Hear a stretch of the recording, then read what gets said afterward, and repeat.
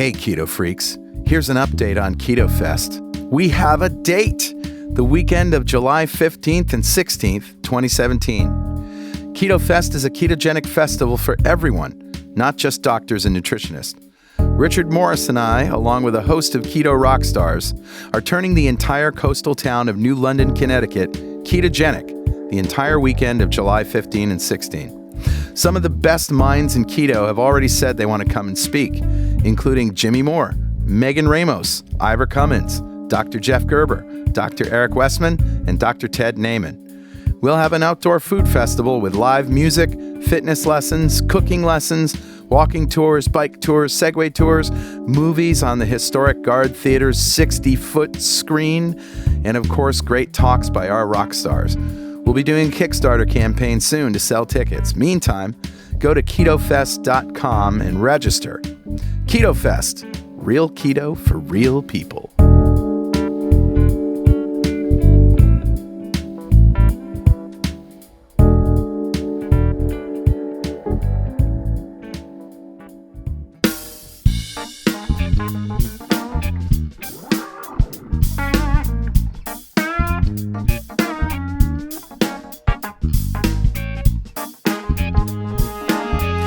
Welcome back to Two Keto Dudes. This is Carl Franklin from Connecticut in the United States. And in February 2016, I put myself on a ketogenic diet to take control of my metabolism. In just 2.5 months, I managed to reverse all my markers of type 2 diabetes with diet alone. As of now, I'm 80 pounds lighter with no signs of diabetes or heart disease. Hi, I'm Richard Morris in Canberra, Australia, and this time I really am back in Canberra. Yeah. I've been on a ketogenic diet for over 3 years. In fact, I believe it was April 2014 that I started. 3 years. Yeah, and when I started, I was very sick from complications from type 2 diabetes. And within 6 months of starting a ketogenic diet, all of my biomarkers of disease had disappeared. I've also lost about 80 pounds and I've completely turned my health around. And this show is a document of my progress through ketosis and Richard's experience thriving for years in ketosis. Oh, yeah. And hopefully that might help a few people who are curious about this kind of dietary hacking. Yeah, we're not doctors. We don't want to give anyone any medical advice, but we are keen to share our own experiences. We're actually both software developers, so we're not afraid of a little technical detail, are we, Carl? Nah. We've done some research into our own deranged metabolisms and the science behind those. We hope to share some of that research. Where possible, we intend to put links in the show notes to cite research supporting any claims that we make. And you'll probably work out pretty quickly that we're both foodies. Oh, yeah. We love to cook and we love to eat. Sure do. In every episode, we both share a keto recipe that cannot be ignored. Cannot. No. All right, so let's start podcast number 59, Type 1 Diabetes. So, Richard, do we have any corrections or apologies from last week? Actually, I think we have one from this week. We're a little bit late in publishing, and we apologise for that. We had a bit of audio problems with me and going back to Australia. But I think we got it worked out, and I think we've got a show for you. Yeah, we got a great show. And last week, Megan knocked it out of the park. That was such a great show. Yeah. Yeah. And that one was actually recorded in Breckenridge, and we did the beginning of it while I was in New London, Connecticut. Of course, I'm back in Canberra now, so we go back to our regular scheduled audio. Yep. So let's revisit what a ketogenic diet is. Sure. So this week, actually, we're going to talk about a particular ketogenic diet, and that is one that two of our admins, Brenda and Donna, have done over the month of March. And this diet, they basically challenged each other and anybody else who was silly enough to join in to eat only meat for the month of March. And it was particularly steak, wasn't it? It was all beef, wasn't it? Yeah, it was particularly steak. And, Brenda is the sort of person who will go buy some cubed steak in the supermarket and walk around eating it out fresh and raw out of the package. So she loves her steak. I think this is a challenge. I think this is a challenge for her to try and put herself off steak as much as she possibly can by only eating steak. And I think they're allowed salt and pepper and just water. No spices other than salt and pepper? No. But the thing is that is a ketogenic diet, because if you get a particularly fatty cut of meat, and Brenda was getting primal cuts which have got all the fat caps still left on them, normally butchers will trim that off. They consider that to be their part of their value add, is that they remove all of the fat. But if you're on a ketogenic diet, you want that fat because that's where you get your energy. Right. So in this particular context, a ketogenic diet is eating only meat as long as you eat fatty cuts of meat. Right, fatty ribeyes, etc. That's right. But the basis of a ketogenic diet is if you don't eat carbohydrates, your body has to burn fat for energy, and in the process of burning fat, it makes ketones, which provides 80% of your brain's energy. So what they are doing is exactly a ketogenic diet. Yeah, right, exactly. So what we always say at this part of the show is it's 20 grams of carbohydrates or less per day. Yep. Moderate protein, 1 to 1.5 grams of protein per kilogram of lean body mass that you have. Yeah. And fat to satiety. And in the case of what they were doing, they were probably going a bit high on their protein. But you can do that when you have no carbs, because those carbs defray the amount of protein that you're going to have to use to make glucose. So if you eat no carbs, then you can probably get away with a little bit more protein, which is, I guess, is what they're doing. Yep. So, Carl, how was your week? My week was pretty good. What can I say? I've been focusing on Keto Fest here and on getting the Kickstarter going. Mm-hmm. We hope the Kickstarter will be online sometime this week. Right. And you'll know because you'll go to ketofest.com and it'll bring you right to the Kickstarter page. Sure. But it takes 3 days to get approved. So we have to have all our ducks in a row and then submit everything. And then 3 days later, maximum, boom, you're online. And then 30 days from that will be the end of it. Here's something that I really want to tell everybody right in advance about Keto Fest. Yeah. Is that if you buy your tickets now, you're taking a big risk because, and what I mean by tickets is plane tickets and hotel rooms and that stuff, because we might not have it, right? I mean, if we don't raise enough money to cover our butts for Keto Fest, we won't have it. Right. So, yeah. So, I mean, I hear people and I see people on the forum saying, we've got our hotel rooms, we got plane tickets, we're coming. And that's cool. And hey, if you come to New London, I'm not going to complain. I'm going to show you a good time. Yeah. We'll have a party anyway. Yeah. But that's fine. But as far as the rest of it goes, just chill. We got to raise some money first. Yeah. So that's how my week was. I'm still, floating around. I haven't taken Megan Ramos's advice yet in switching it up. I've pretty much been, just eating to satiety and enjoying myself. And, I'm looking forward to that next week, actually. Yeah. So how was yours? How was your week, Richard? Yeah, my week kind of sucked. We went away last weekend for Julie's parents' 50th wedding anniversary. We had a dinner down in Melbourne, which is an 8-hour drive away. And while we were away, we had a professional babysitter look after our dogs, a professional dog sitter looking after our dogs. And as we were driving back, she called us to say one of our dogs had gotten loose.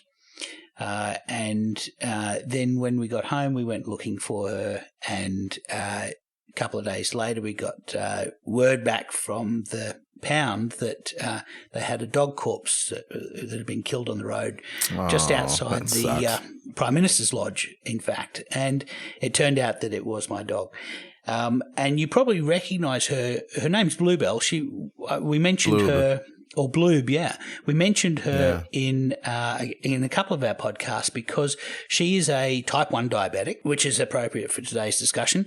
And she had an interesting case where her adrenal glands was originally overdriving, and that's what gave her diabetes. Then as we removed one of her adrenal glands and we used chemical treatment on the other to damp down its response. And so we could know precisely, first of all, that she wasn't able to produce any insulin. So all of the insulin in her body was the stuff that we injected. And secondly, we knew that her glucose production was going to be dialing down over time as we chemically reduced the amount of production from the adrenal glands of cortisol. So this was an interesting opportunity to have an experiment because we started out, it required 100 units a day, 50 units day and night, to control her glucose. That's right, of international units of insulin. And so it started out, she required 50 units of insulin to start off with. But then over time, she gradually required less and less insulin to keep her glucose at the right level. And so that gave us an opportunity to observe what happened as her insulin changed. So when she started out, she was quite obese. She was about 30-something kilos. And the doctor or a veterinarian had told us, can you reduce the amount of food that you're giving her? And so we did. So we constrained her food to precisely 200 grams morning and evening of kangaroo mince with fortified with beef fat. So she ate exactly the same thing for the entire duration, but her insulin was changing as we fixed her adrenal problem. So the interesting thing about this is we gave her the same exercise. She always had the same walk, exactly the same areas, and she had the same food every day. But over that time, as we reduced her insulin, she lost weight. She went from over 30 kilograms to almost 20 kilograms exactly. Yeah, and that says a lot. That's right. It tells us that in her case, her body fat percentage was being controlled precisely by her insulin. It was the only thing that was changing. Yeah. So the other thing that's interesting about this is that after that experiment, I wrote that up on our website, what my dog taught me about calories in, calories out. Right. What was interesting is that she lost weight over that time despite eating the same amount of food. And the difference there is that she became more energetic. When she started out and she was having so much insulin and she was so fat, she was cold all the time. You could see she'd sit out in the sun and she'd be like a lizard on a rock, drawing in the energy. And she was lethargic, didn't want to do anything. Towards the end, once she was under 20 kilograms and she was on 34 units a day, that's 17 morning and evening of insulin, she was like seeing imaginary butterflies and chasing them, and she was, chasing lizards and stuff.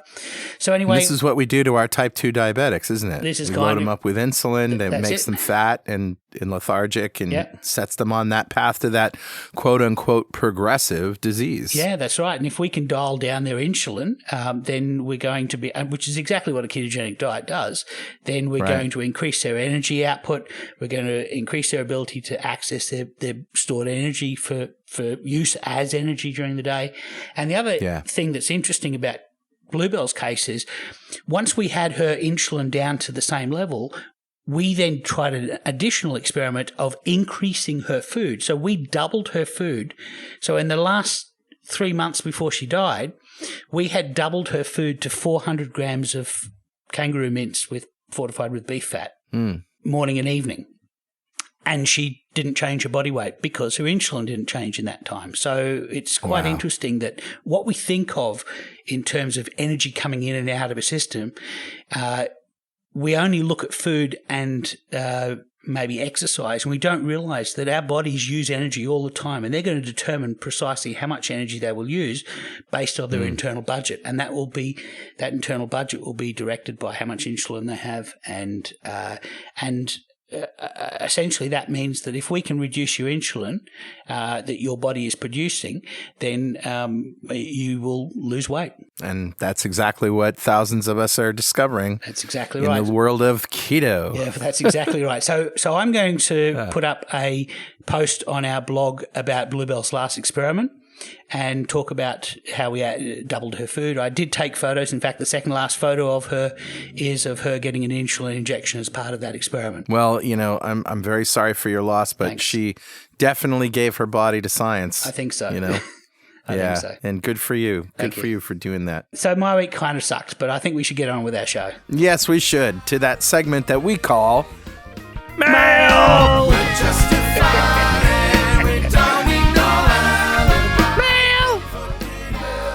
Meow. Meow, meow, meow. So I've got an awesome one. This is from Brad Taylor, who responded on the ketogenic forums. In the intro to the Keto Dudes podcast, you refer to keto as a form of dietary hacking. I believe it's time to change that to a form of eating correctly or something more creative. Let's hear it, folks. I love the show, but for some reason, referring to keto as hacking has bothered me. I know developers are quite fond of the term for breaking new ground, and we have a long way to go to make keto mainstream, but this is how we should be eating from what I can tell. So once again, love the show, hoping to hear a slight mod to the intro. Brad, get your own show. No, I'm kidding. I'm totally kidding. No, he actually has a really good point because the media has glommed onto hacking as being a bad thing. True. Hackers break into systems, hackers Russian hackers. Right, that's Russian all we've heard hackers. about in the news. Yeah. Absolutely. But the hacking as a term of art for developers is the process of tweaking your code until it works. So you're hacking around, pulling bits off. Yeah. It's a little bit like sculpture. You're hacking off all the bits that don't look like an elephant to produce a sculpture of an elephant. And that's you're kind really of what testing we're doing. things out and tinkering and trying and tweaking and trying things. I mean, hacking is essentially that. And in the truest sense of the word, right. It is trying things until they work. Yeah. It's not cracking, which is what you think of when you hear the word hacking. Yeah, and I blame the media for that. Developers know that cracking is breaking into systems, hacking is making code. So, and that's kind of what we're doing with the diet. We're basically tweaking the diet to find out what is ideal for us individually because we're all unique. We all have slightly different metabolisms. We have to find out what works for us. And one of the interesting comments to that thread was from Fiorella, who says, to me, there is some dietary hacking going on. I plan on eating keto or some version of it for the rest of my life, but I'm doing some more aggressive regimes today that I don't plan on continuing or expect to need for the rest of my life. And the metaphor that Fiorella uses is it's a bit like a ship that 20 years ago was deflected off course by only 5 degrees. And while 5 degrees is not a lot, after 20 years, that ship is a long way away from its target. So aggressive maneuvering is required. A 90-degree course correction is required just to point the ship back to its original target. But once you're back on course again, you can steer with less aggressive maneuvering again, but with a better knowledge of not allowing that 5-degree deflection to occur again. And I think that's kind of why I like to explain to kids who are just starting to show signs of metabolic dysregulation. They're just starting to become overweight. And I explain to them, look, you've got a slight deviation from what you should be doing that is a lot easier to correct today than if, like me, you waited till you're 38, because then the correction that you've got to make is drastic. So I agree with the original commenter's comment about hacking sounding a bit weird, but to our ears it doesn't, because hacking for us is just tweaking and getting things right for us individually. Yeah, and we're gonna keep the word hacking in there because, in the truest sense of the word, that's essentially what we're doing. We're hacking our biology. Yeah, really. and I'd feel weird if I called us tweakers. Yeah, I don't want to tweak. No. Nope, not gonna go there. All right. Well, I'm going to highlight a thread on the ketogenic forums, which you can get to at forum.2keto.com. Free forum, by the way. Mm-hmm. This is amazing.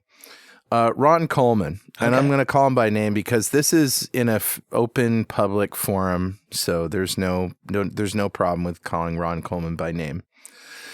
26 days ago, right? Okay, Ron said, I have been LCHF for 20 months, down 80 pounds, and all my blood tests are great, so I am happy. Yeah. Still want to lose some more weight, but have been plateaued for a while, probably due to heavy snacking. Yes, those fat bombs and other treats really do add up. Ron, man, I feel your pain. This is where I am, right? So he goes on, I started serious fasting last August with a 5-day fast, and have done several other fasts up to 9 days since then. Now I'm going to really challenge myself with Lent starting tomorrow.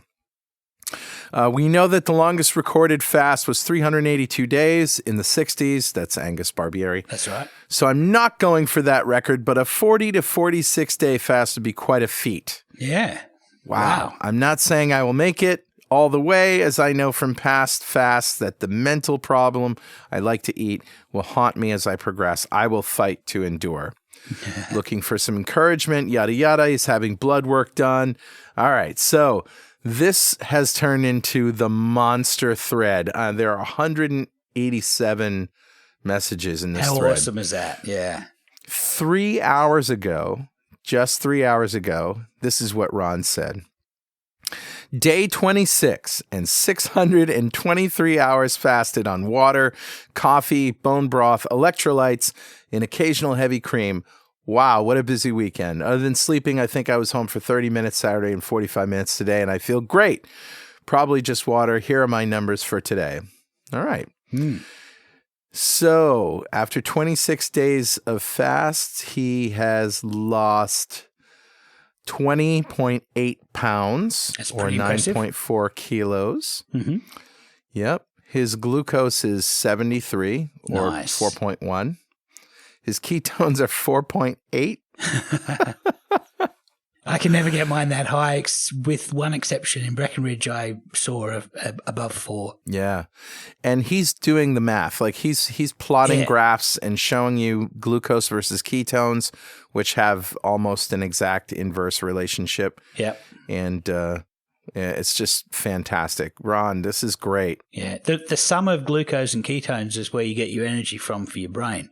So it makes sense that there's an inverse relationship there, because the two of them together have to fully power your brain and the rest of your body.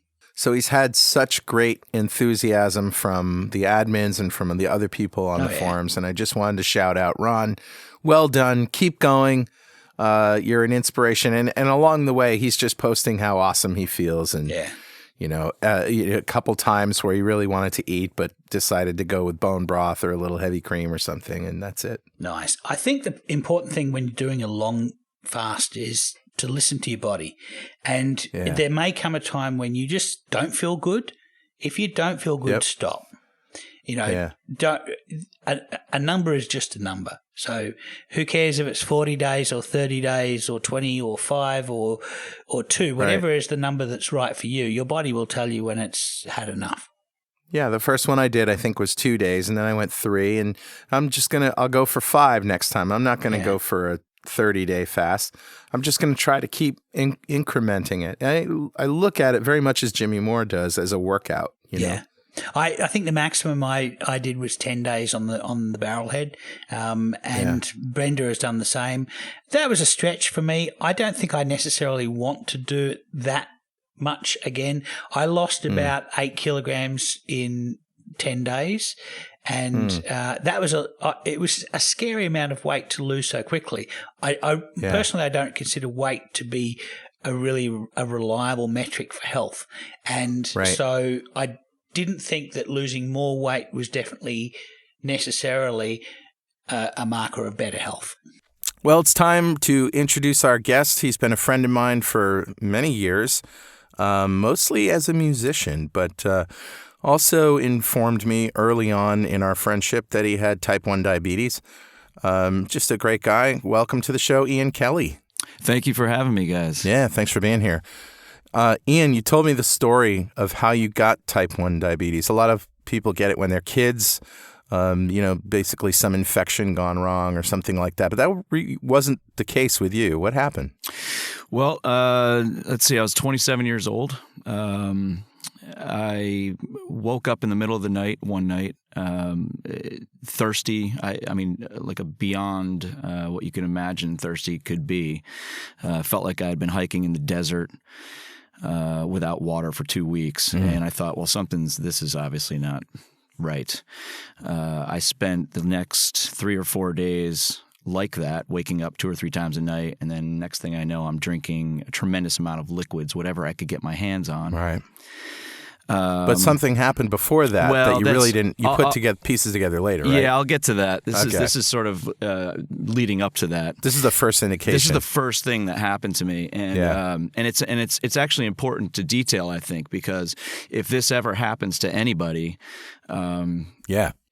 don't wait as long as I did, a week or so before you go and get your glucoses checked. So the frequent thirst thing was the first thing. And then, of course, I'm drinking a tremendous amount of liquids. Right. Now I'm going to the bathroom all the time. Constantly, yeah. And it was like, okay, wait a second. Something's wrong here. My first instinct was I am I've got a bug. My body's trying to work it out. But I was playing drums on a jazz gig. I had lost a lot of weight. Which is interesting because you're thin to begin with. I'm thin. I always exercise. I ate very well. Yeah. And it wasn't anything, it was out of the norm that I lost the weight that I did. Yeah. Yeah, that's also another symptom of type 1. Absolutely. The thirst, definitely, and dramatic weight loss because you're not able to get energy into body fat. That's correct. And so so now I've got no energy, right, and I'm pale as a ghost. Right. And I'm on a gig and I'm playing the drums and I just didn't feel right, obviously. And during the set break, I was talking with a good friend of mine that I went to high school with that I've always had a tremendous amount of respect for. And she said, "Wow, you don't look good." And I said, "Well, I don't feel good." Yeah. And she said, "What are the symptoms?" And I said, "Well, I've got this, I'm thirsty all the time. I'm going to the bathroom all the time. I've lost weight, And she goes, "Well, that sounds like diabetes." So, wow. Yeah, and I thought, what? No, it couldn't be. Right. It's probably just I've got a cold. You're a young guy, healthy. What's going on? 27 years old. Yeah. I'm, And she said, and she got in my face and she said, "No, that sounds like diabetes. You're going to go to the clinic first thing in the morning and get your glucose tested." Right. And I thought, wow, this is strange. Right. My aunt's a diabetic, a type 1 diabetic. Yeah. I woke up the next morning. I went to the clinic, and they took my glucose. They sent me immediately to the emergency room because their meter didn't go that high. What? Ouch. I went to the emergency room and my glucose was 695. Oh my. Whoa. 800 is like you should be dead. is you're sort of in a coma at that point. So Yeah. I was half of a peanut butter and jelly sandwich away from, Wow. It was I waited too long, but fact is I got in there and they diagnosed it and I started doing the math and kind of going, well, wait a second, why this brings us to what we were talking about earlier. Yeah. Why did this all of a sudden happen? And then I sort of said, well, 3 months ago I found a Lyme tick on my leg. Now, for those who don't know, in this part of the world, we have Lyme disease, which is named after Lyme, Connecticut, where it was first discovered. It's a tick-borne bacterial infection illness. There's actually a lot of controversy in Australia right now because there's a lot of people claiming that they have symptoms of Lyme disease in Australia, and the medical authorities say, of course, that can't be true because Lyme ticks don't exist in Australia. No. But we have a lot of very dangerous tick-borne diseases, and it seems to be, and there's a Senate inquiry going on about it right now, it seems to be that Lyme disease has somehow gotten into Australia. It's one plane flight away from spreading, right? Absolutely. Yeah. And this is going to be one of the worst years in recorded history for Lyme disease. Wow. So it's something to think about for sure. So getting back to your story, 3 months ago, you had Lyme disease. Yeah, 3 months before I was in the hospital with a 695 glucose, I found a Lyme tick on my leg and pulled it off, put it in a plastic bag, went down to the walk-in clinic and said, what do I do about this? They prescribed me doxycycline as a precautionary just in case I got the Lyme disease. Now, did you have the ring around the tick bite that's a telltale sign of it? No, I had nothing. I just found the tick, and they didn't know. They took tests to see if I actually had the Lyme disease. Turned out I didn't have it, but they gave me the doxycycline anyway. And exactly 3 months later, I was in the hospital with a 695 glucose and a pancreas that failed. So, I started going, well, wait a second, Is there a connection? Is there a connection? I went into the bookstore and I pulled out the big book of prescriptions, looked up doxycycline, went all the way down to the end where it says, pay attention if this is happening. And the first thing it says is if you ever experience excessive thirst or frequent urination, see your doctor immediately. And I just dropped the book on the floor and was in complete disbelief, thinking it was sort of intuitive. Oh my gosh, this is what happened. But when I brought it to my doctor, he sort of, brushed it aside and said, No. The two don't have anything to do with each other. And I thought, well, isn't this worth looking into? Right, because obviously the book says it does. The book says it does. I have a history of type 1 diabetes in my family on both sides of my family, my mom's side and my dad's side. And I've taken doxycycline, and 3 months later, I've had frequent thirst. And had you taken doxycycline before that you can remember? No. So it was the first time. So it's interesting, Ian. I just got over a big infection on my hand, and I had to have 2 rounds of doxycycline. But I had taken it before, but they never asked me if I had a history of type 1 diabetes.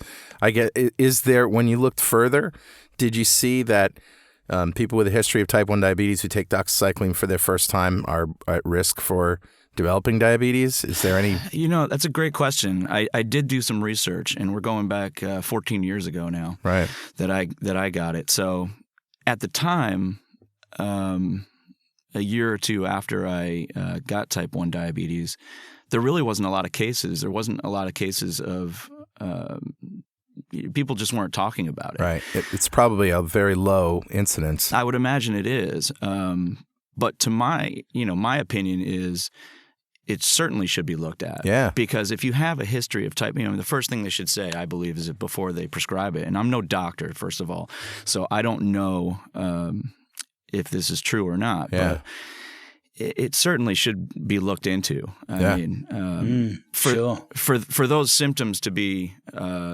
clear in that book. And that's exactly what happened to me. And the nurse said to me when I went in with the 695 glucose, she said, well, I said, how could this be? And she said, well, something happened that triggered all of the insulin-producing islet cells in your pancreas to stop to die, and your pancreas to stop working. Probably 3 or 4 months ago.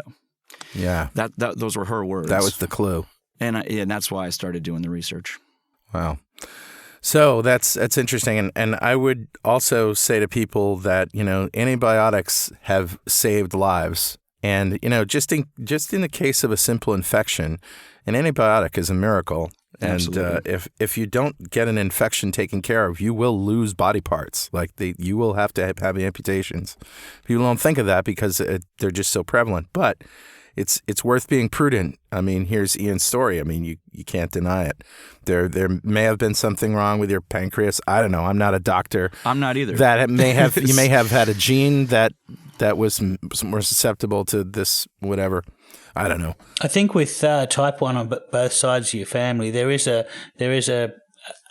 genetic component to people being susceptible to having their pancreatic damage. So there's a lot of theories about what causes type 1, and my suspicion is that there's multiple things that will cause it. Yeah. But one of them, they say, is a leaky gut with milk proteins coming in through the gut, and then the immune system learning to attack those milk proteins and basically learning to attack the islets of Langerhans and the beta cells that produce insulin. So there's some very weird and strange mechanisms that people are looking into, but it sounds like this isn't an autoimmune thing. It sounds like this is a direct. Have you heard anything about the actual mechanism behind how doxycycline is associated with type 1 diabetes? I haven't, no, and it's not something that I looked really too much further into. I imagine you dropped when you dropped the book, you were like, "Oh my God!" I can't imagine your anger towards your doctor. There's sometimes you just have a feeling, and it's that one was backed up by research. Yep. There's a lot. If you look up, where type 1 diabetes starts. For people like me who are a little bit older that get it, I mean, it's typically known as juvenile diabetes. Right. It's becoming less and less juvenile diabetes, and becoming more there's a lot of people that It's also funny that adult onset, quote unquote, type 2 is becoming more juvenile. Okay, there you go. It's going both ways. I had no idea. Oh yeah, kids are being born with it, or 6 months old. That's bizarre. Kids in the womb that are exposed to a lot of glucose. The insulin doesn't cross the barrier to the fetus, but the glucose does. So if the mother is got gestational diabetes or type 2 diabetes, they've got high levels of glucose and insulin, the baby's is going to get all the glucose and then it's got to overproduce the insulin. So they're starting sort of in the womb. What most people used to do later on in life, and so by the time they get into their early teens, they're already starting to get the kinds of diseases people used to get in their 50s and 60s. It's just amazing. I mean, if you take into consideration that with type 1 diabetes, what I've heard and what I've read is, typically there has to be some sort of history of it in your family, and then something else to trigger it, right?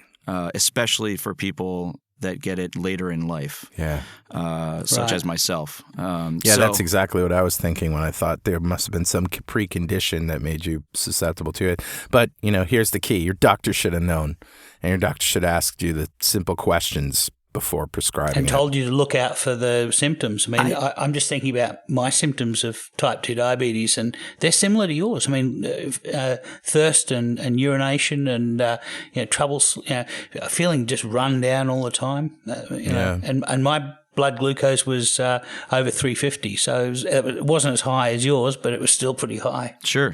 So I want to know what you did in terms of your research and diet and exercise and all the things that, did you have a talk with a nurse, a diabetic nurse who advised you on what to eat, and how was that advice and how did that go? Let's hear the story from when you got it. Yeah, sure. One of the first things you do is you see a nutritionalist. And I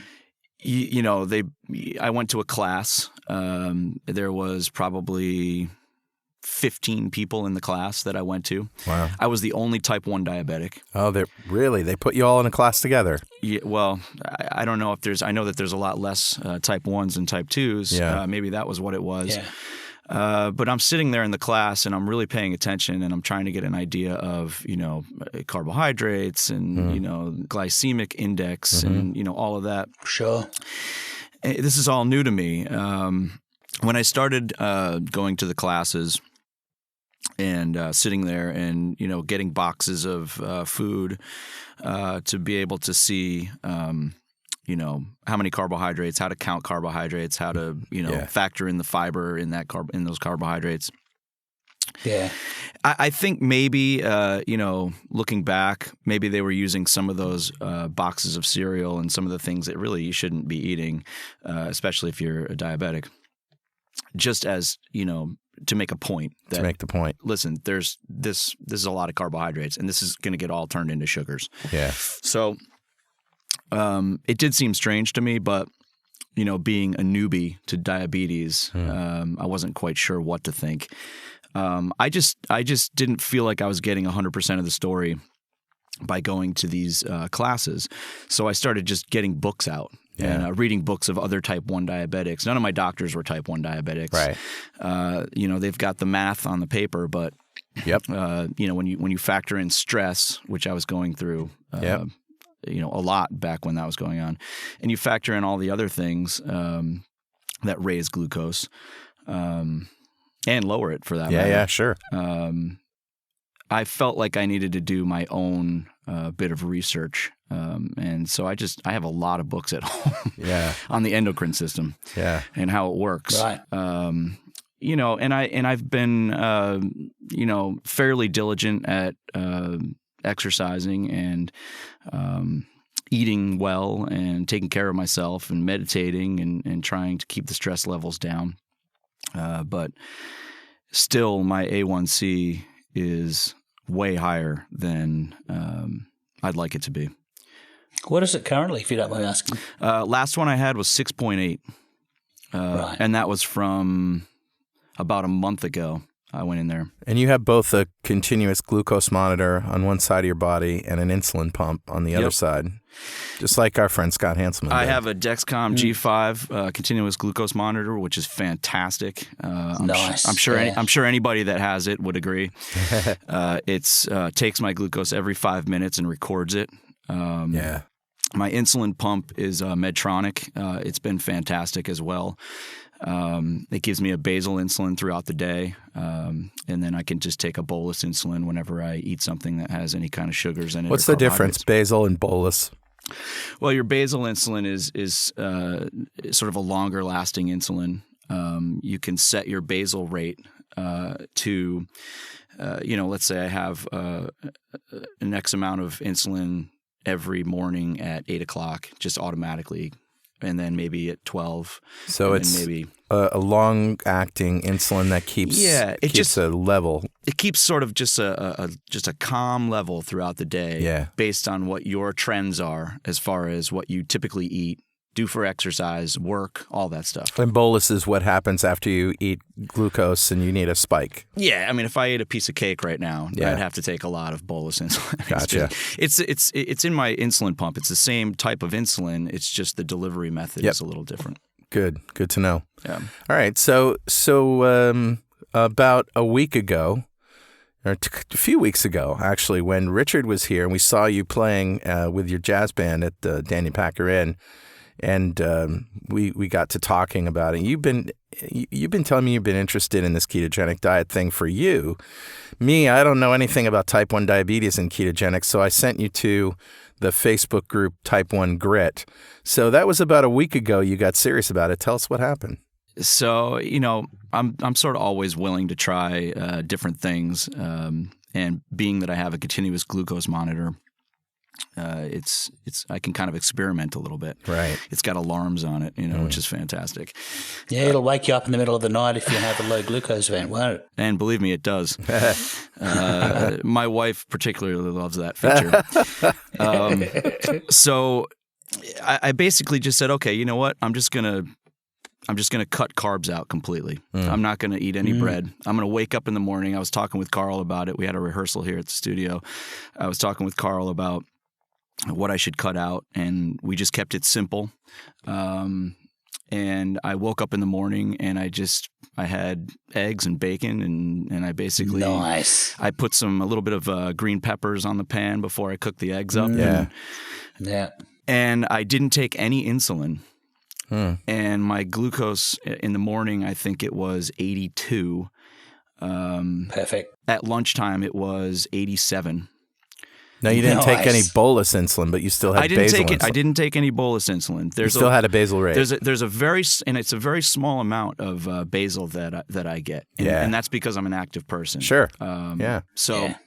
Everybody needs some. Exactly. All the time too, because your body is always maintaining that 5 millimole, or I guess it's about 90 milligrams per deciliter in your between 80 and 90 in your body all the time to keep your brain alive. And that bolus insulin is, Carl and I can still make insulin with our pancreases. And we have other insulin problems as type 2 diabetics, but we're continually making that small amount through the day to basically enable us to use the glucose that our own livers are making. We're not eating glucose anymore. We don't eat starches and sugars, but our livers all the time are making glucose based on how much is in our blood. And so that basal insulin that you're pushing continuously is just doing the same thing as our pancreases are. And I haven't changed a thing with that. In fact, I may end up having to take less basal based on the last week's results. Which were what? My glucoses every single day have been. I only had one time throughout the whole week where I went above 150. Huh. Wow. And is that abnormal for you? Completely abnormal. I mean, wow. I would wake up in the morning and have breakfast, and by lunchtime I could have a 200 and something glucose. Not all the time, but sometimes. Right. And just from a couple pieces of toast. Or drinking the wrong kind of smoothie. Yeah, something with fruit juice in it or something something like that. Or sugar. People add sugar to smoothies, that kind of thing. and not that I was, I'm not eating a whole loaf Right, of you're not bread. eating chocolate cake or a loaf of bread. And I'm eating good bread, too. Sure. It wasn't anything like that. I just decided I'm not going to put any sugar in my coffee. I would usually put a tiny bit of sugar in my coffee. I just decided I'm not going to do anything. Right. I'm just going to eat vegetables and some meats, some good quality meats, and just see what happens. Yeah. And every time I look down at my phone to see what my glucose is, it's within 180, 100, 120. 86 was what you showed me was your average over the week or something like that. The average. I mean, one time it went up above 150. I got up to about 200 a few days ago, and I'm not sure why. It could have been stress related. Could have been. Yeah. We make glucose when we get stressed. The cortisol response will actually cause our livers to emit glucose into our body to cope with either fighting whatever it is that's going to stress us or running away from it. Sure. So we make glucose. and I think that's really what happened because I hadn't eaten anything that would cause it to spike. So, but having the glucose monitor right there. But I remember your concern was hypoglycemia, right? Sure. It going too low. Yep. In other words, maybe your insulin pump would be over, was still making insulin at a rate that it, is bringing your sugar down. And it's still a concern. Yeah. It's always a concern. It should be, yeah. And It's your always liver a also, concern. when we talked about gluconeogenesis, where your liver makes glucose, Richard was just talking about it, you were saying, I wonder if my liver is just not making glucose. What if my liver doesn't work? And I remember Tim asking Professor Tim Noakes, have you ever seen a case in which a liver didn't create glucose on demand because it's a demand system? Sure. And his answer was, not yet. I've never met a liver that couldn't. Well, after we had that conversation, I did a little more research, actually, about the liver. And, there's certain things that we can all do to help our liver out so that it works a little bit better. Turns out my liver's fine. Yeah, good. But I think that the reason why I'm concerned more about the low glucose is my glucose will just continue to plummet until I do something about it. Right. And this is when eating carbs and taking insulin. Correct. Yeah. I'm hoping, and this is, it's been a week, so, and I'm not going to stop doing what I've been doing the whole week. I'm hoping that your theory will be true, where everything will just sort of start to level itself out. Right. I will have less lows. Yeah. I'll be taking less insulin. Yeah. You'll probably always be taking some, you think? I probably will until they can reproduce the islet cells in my pancreas. Sure. Yes, I will be always taking insulin. But if I can take a lot less and have a lot less complications, my stress levels, actually, I can honestly say this week, my stress levels, other than, I don't know why, I wasn't even really stressed out the day my glucose went high, so that could have been anything. Yeah. I've been a lot less stressed out. Wow. Looking down at my phone and seeing my glucose at 85 and not 300. Wonderful feeling. That's got to be a great experience. I can't even tell you. And I can't remember the name of the gentleman in that article in, was it Type 1 Grit? Type 1 Grit, yeah. Could be Dr. Bernstein? No, it was a young guy. He's 37. He had diabetes for since he was 27. He had it for 10 years. And he essentially doesn't eat any carbs, no sugars, anything. Right. And when I read that he had an A1C of 4.8, I just immediately and this was right last Wednesday in your studio. Yeah, that's right. I don't remember his name either. I made a decision. I just said, okay. Yeah. Go for it. That's it. Wow. That's awesome. Yeah, I'm looking forward to seeing the getting my next A1C. Yeah. So are we. Right. The reason why this is so important is because the higher your glucose, the more chances of all of the diabetic complications. And it's something like for every 1 percentage point increase in HbA1c, there's a 22% increase in diabetic complications. There's a 37% increase in cardiovascular disease. And so, we generally medicate people down to between 6.5 and 7.5 because some of these medications can take the glucose too low, and this is why hypoglycemia is such a worry. That's the primary reason why we have a very conservative approach to treating people who are insulin-dependent diabetics, which includes type 2s who've just done so much damage to their pancreas that it no longer produces insulin. So this is one of the reasons why a dietary approach is such a good thing, because all diabetics are unable to deal with high glucose events by using insulin. Either we can't make it or we make so much that our body won't use it. But we all have livers that are able to, on demand, respond by making just a little glucose just to keep things at the low level. And so, you see these kids with type 1 diabetes with continuous glucose monitors, you see their before and after results. The before curve is like a very noisy, high roller coasters, values going up too high and too low. And then their after curve, after moving to a ketogenic diet, they're like flatlining at 5 millimoles, 85-ish. Just exactly what you're like doing that for the whole week. Yeah. Believe me, I know all about the roller coasters. Yeah. And they're not fun. No. And being somebody that, takes a lot of pride in taking care of myself, and I love to exercise, and I like to be active and healthy and eat good food, and my wife and I we take a lot of pride in all of that, especially with our kids, and to see your glucoses up and down and roller coastering. I mean, if my glucose goes up because I ate a piece of pizza, eventually it's got to come back down. And a lot of times it comes down too low. And you overcorrect. Well, Ian, have we got some pizza for you? Oh, yeah. No, yeah, there's a ridiculously delicious pizza on this diet. I think, and I'm glad that you brought that up. Yeah. Because I will say the hardest part about this week has been figuring out what I'm going to eat. Right. Because I'm so used to just going and making eggs and grabbing toast and sure, I'll have half your pancake even though you didn't finish it, to my daughter. So I'm just gonna rattle off a few things here.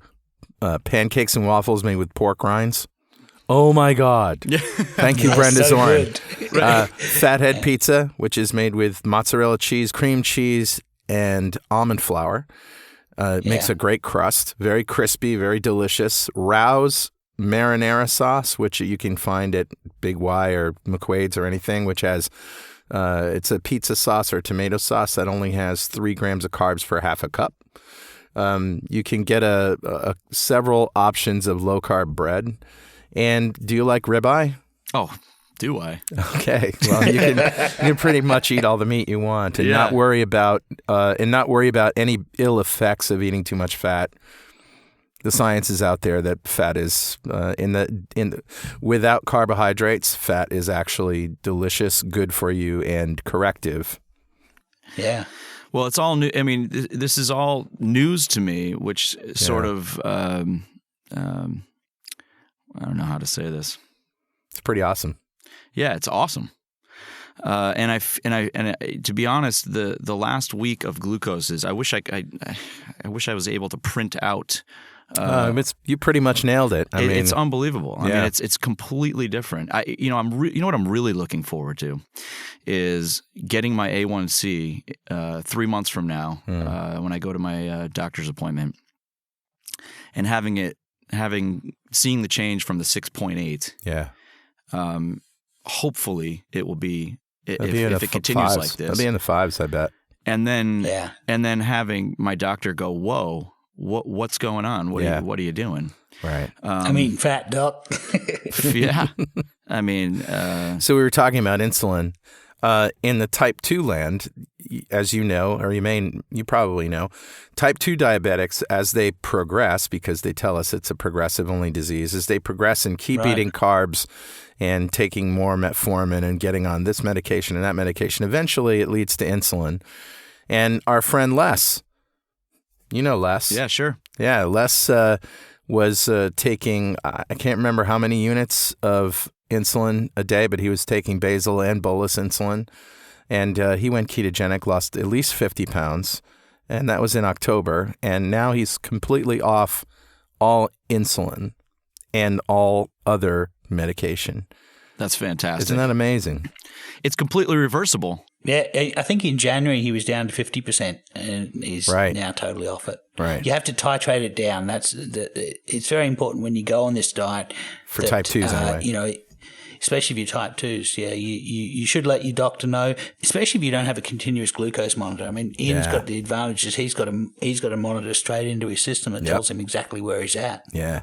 That's an important point. It is. A very important point, because I've had experiences in the past before I had my CGM where my glucose went too low in the middle of the night. I didn't wake up.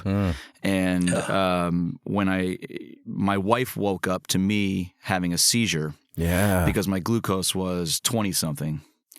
Yeah, not enough for you to keep your brain alive. Exactly. Thankfully, she woke up.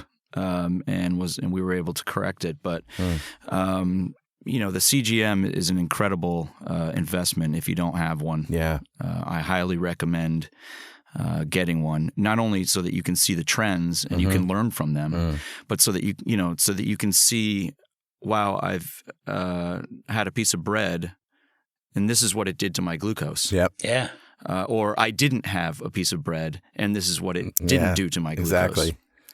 Yeah, that's great. Well, Ian, thanks very much for telling your story. I hope you'll come back next year maybe and tell us. In 3 months' time, maybe. Yeah, maybe in 3 months. months' time, yeah. I'd love to report my new A1C. Absolutely. And if you can't make it to the show, we'll at least tell the listeners what it was. Fantastic. That's right. Thanks, man. Thanks, Ian. Thank you.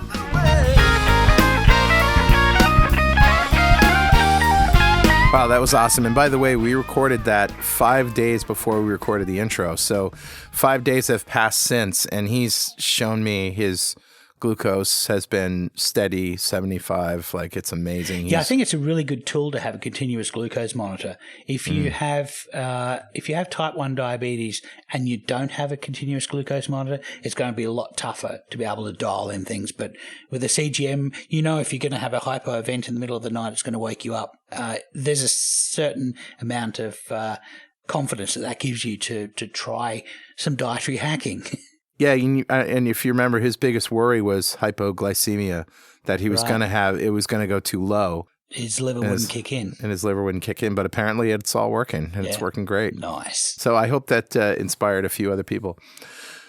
So that brings us to recipes! Recipes! Oh, yeah. So I've got an awesome recipe this week. All right. As you know, I've had a pretty nasty week, and so I've needed comfort food. And I haven't gone for nutritional density or perfect keto food. I've just gone for food that makes Julie and I feel better. Yeah. And for the past couple of days, we've been eating cheesy macaroni. Cheesy macaroni? You mean like shirataki noodles with cheese sauce? Yeah, kind of. In fact, it's a little bit more adult than that. We're using smoky lamb floss and with cheesy macaroni in a lettuce sung choy bao. Wow, nice. Lamb floss. Do you mean like really stringy pieces of lamb meat? Yeah, so what we did was we smoked some lamb shoulder in our hot smoker for about 30 minutes just to get some hickory flavour in it, and then cooked it down until it was basically pulled meat in a slow cooker. So slow cooked it for 10, 12 hours with a bay leaf and a little bit of liquid and stuff. And so pull the bones out of it. And so what you have left is meat that you can use a pair of forks to just shred. Yeah. And it's lamb flavored. We also had some rosemary in there, so rosemary and garlic. So all of the really nice flavors that go with lamb. So it was pulled lamb meat. So if you take that lamb, the pulled lamb, and you put it in a fry pan with a little bit of that lamb fat and then fry it, it becomes crispy. Ooh. And we call this lamb floss. Nice. Well, you can do it with any kind of meat. You can do it with pork and with beef and goat. Nice. But so this lamb, and I like to spread out the pulled meat across the bottom of a hot skillet with render the oils down, and then when the bottom has become crisp, I flip the whole thing over like a roasty. So it's roasty. Do you mean like a like a potato pancake or something. It looks like hash browns. That's exactly it. Yeah, it's exactly right. But we're really getting it crispy. So what I'm going to do is I'm going to put that on a lettuce leaf with some cheesy mac. And cheesy mac's easy to make. I get shirataki noodles and I cook them in the microwave to remove the smell and rinse them a couple of times. We've spoken about this before, but it's a fairly simple process. But I was able to find penne shirataki on eBay. Now, this is something that I've had trouble trying to find elsewhere. So, and penne is almost like elbow macaroni. I haven't quite found elbow macaroni. That would be the ideal. I actually found some and I didn't like it. Did? Oh, okay. Yeah, okay. I found some I didn't like it. I'll show you. I'll tell you what the brand is offline. But yeah. Yeah. Okay. Cool. So to make the cheese sauce, we use trisodium citrate, which is a salt that emulsifies the oils in cheese into hot water.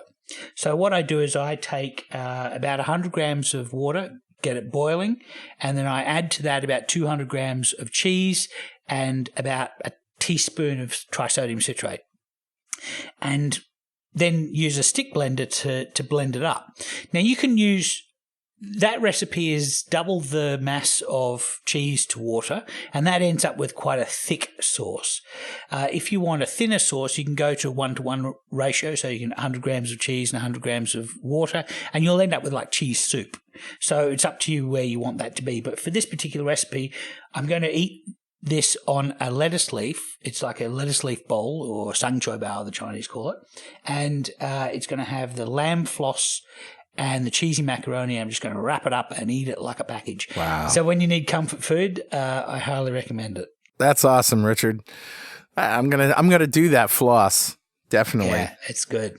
So what recipe have you got this week, Carl? Well, my recipe today is old-fashioned whoopie pies. Whoopie pie? What's a whoopie pie? Well, all right. You may have seen these. They look like big Oreo cookies. So they're a chocolate cake round that's, I don't know, maybe 5 inches round, 4 or 5 inches round. And it's just a round. So if you think of a muffin top pan, like just a muffin top, right? You take that, 2 of those, and you put a thick whipped cream. You know, in New England, these are a summer treat. So it's like Crisco and sugar normally, but you know, so it's like a Klondike bar, except instead of ice cream, it's whipped cream. Yeah, and Klondike, that must be an Australian thing, but there is a brand of ice cream bar called Klondike in the United States, which is just chocolate and crispy covered ice cream. But yeah, I think you're talking about the same thing. It's an ice cream sandwich with chocolate cake. Yeah. Right. So this is a chocolate cake and a whipped cream concoction, and let me tell you how to do it. Yeah. So there's 2 ways that you can cook these cakes, and the first one is kind of like a mug cake. You know what a mug cake is. You get like some stuff together, you put it all in a cup, and you microwave it for a minute, and it turns into a cake. Yeah, they always seem dense to me. Yeah, they are. And the secret there is baking powder. The baking powder activates and it really poofs stuff up. Right. Yeah. All right. Well, I recommend using a muffin top pan. So you get 1/4 cup of almond flour, the fine almond flour, not almond meal, 1/4 teaspoon of baking powder, 3 tablespoons of swerve or other sweeteners. And if you're using xylitol, just remember that it's poison to dogs. Right. 2 tablespoons of cocoa powder, and I use Hershey's Special Dark Cocoa Powder. It's my favorite cocoa powder.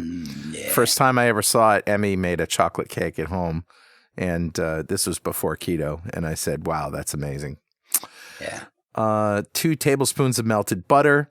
I'm going to add a tablespoon of olive oil, and everybody knows that oil makes a cake moist and delicious. Yeah. And olive oil is really wonderful. Yeah, so it's a lovely taste to it too. Yeah. Yep. You're going to need a large egg, a teaspoon of vanilla extract, a pinch of salt, and a tablespoon of water. So the filling, it's just whipped cream. It's a cup of heavy whipping cream, a teaspoon of vanilla extract, and a tablespoon of swerve or sweetener. But we'll talk about that in a second. So preheat the oven to 350 Fahrenheit. Or 180 Celsius. You mix together all the dry ingredients in one bowl, all the wet ingredients in another bowl, mix the wet, add it to the dry. Easy peasy. Now, you dole out 2 cakes worth because that's what this makes. It makes 1 whoopie pie. So therefore, if you have a muffin tin that has 6, places on it, you multiply by 3 and you can make 3 whoopie pies.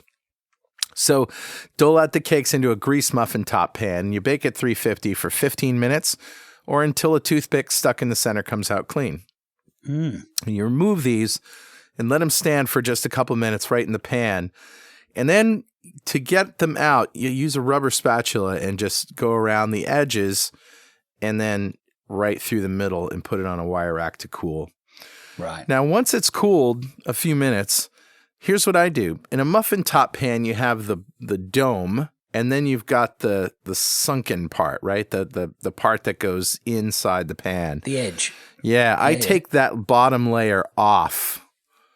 You know what I'm saying? So you have to cut it lengthwise so that you're only getting the top of the muffin. Gotcha. Yeah. Otherwise, it's too thick. Now, if you like them thick, that's fine. But I think it's better to cut a little bit of it. And you're basically cutting half of it off. And what I do is I throw that in a bowl with the leftover whipped cream, mix it all up, and it's still just as good. Deconstructed whoopie pie. Yeah, exactly. So to make the filling, you whip the cream in a chilled stainless steel or copper bowl almost until it's butter. And you can't go to butter. You have to get it before it goes to butter. But it's going to be past stiff peaks, right? But if you do accidentally go to butter, what I suggest is take it even further, because what you think of as, oh dear, I've whipped my cream too much and it's turned to butter, isn't quite there yet. It's about halfway there. So you take it even further, add some herbs to it, and store it in your fridge as herbed butter, and add it to a steak or something like that. Yeah, there you go. And then start again from scratch, because you don't want butter for this recipe. That'd be a very happy accident. All right, so you whip the cream without anything else in it, right? Right. And once you get it to that stage where you can kind of scoop it up with your finger and it just hangs on the end of your finger, and it's getting really thick now. Yeah. Now you add your vanilla and your swerve or your sweetener, and just give it another few spins, and now you can just assemble it. Just to fold the flavors in. So you're really trying to aerate the cream first. Right, yeah, the alcohol and vanilla extract will totally deflate and kill a whipped cream, so you want to whip it first. Yeah. And that's it. Now assemble it, Put one down, spread about, a 1/2 inch to 1 inch of cream on there, and put the other one on, and oh my goodness, I've converted people to ketogenic diets with this. I've said, hey man, you eat this every day and you're going to cure yourself of diabetes and lose weight. And they're like, no way, get out of here. Well, that's a bit of a stretch, but it's a stretch. You can certainly eat that for a couple of days to get started. I think with people that it's important to know that this diet is not restrictive. You're going to be able to eat a lot of things that you thought you couldn't eat on a diet. Right. And for me, I've never tried a whoopie pie. I think I might try one. But, and you're right, Richard. I mean, if I ate one of these every day, I probably wouldn't lose any weight, but I certainly wouldn't gain any either. And your diabetes would be perfectly in control. That's right. Your glycemic control would be perfect. Yep, you got that right. Well, that's a show, buddy. Of course, if you have anything that you want to tell us, something we said wrong, something that you don't agree with, or some more research that you found to support or refute anything that we've said, send it by email to dudes@twoketodudes.com or post it on our website. And you can follow us on Twitter @2KetoDudes, on Instagram @2KetoDudes. And of course, if you want to join our forum, it's www.ketogenicforums.com or forum.2keto.com.